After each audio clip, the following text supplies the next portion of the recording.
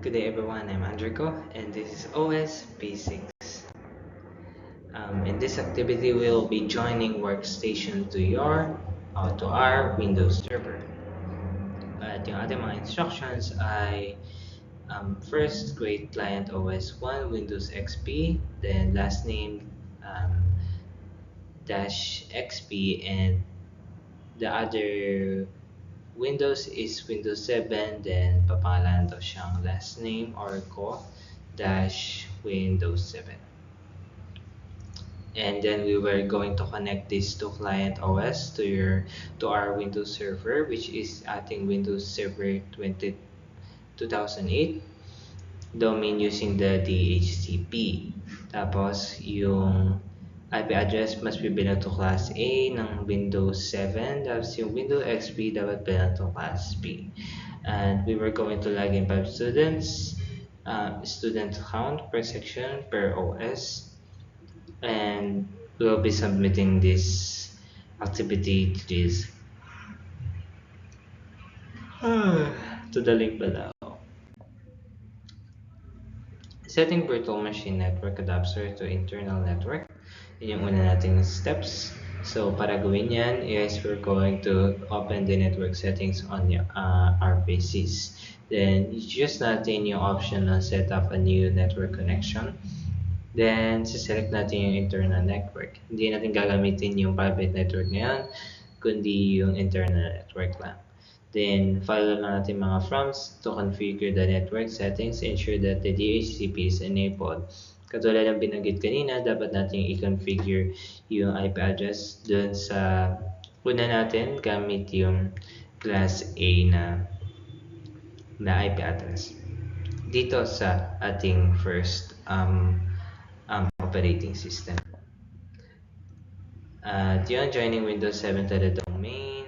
On the Windows 7 client, right-click natin yung computer and select natin yung properties. Tapos, click natin yung change settings next to the computer name. Then, dun sa system properties window, may kita natin yung change button. Select na natin yung option na may pangalang domain. Then, enter natin yung pangalan ng domain natin, which is yung bsites2a.com. Then, ipapunta natin yung enter credentials with the permission to join the domain. Then, enter lang natin yung mga appropriate credentials and click lang natin kapag tapos na tayo. Then, kailangan din pala o required din pala yung restart para ma-refresh yung ating computer. At kapag na-refresh na o na-restart na, pwede natin i-login yung mga domain accounts natin. At doon naman sa joining Windows XP to the domain.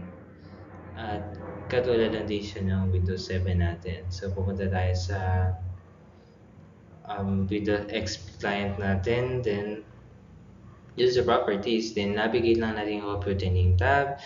Tapos pumunta tayo dun sa change button para baguhin yung pumunta dun sa domain ng option na domain pala. Then enter lang natin yung domain name natin, katulad din dun sa Windows 7. At i-enter lang natin, i-prompt yung mga needed credentials para sa mga permissions. Then, katulad nun, kailangan din natin i-restart yung ating computer. At kapag na-restart na, pwede natin i-login yung mga accounts. Logging users coming from the domain through the PCs. So, para magawa yun, maglalagin tayo ng users on each client's OS, Windows XP, tsaka yung ating Windows 7, maglalagin tayo ng at least 5 students account that are part of the domain. At make sure lang natin na kapag gumawa tayo ng isang account, part siya ng domain na yon. Kasi kung hindi natin ilalagay yung domain, hindi natin siya bibigyan ng permission dun sa ating domain, hindi natin malalagyan.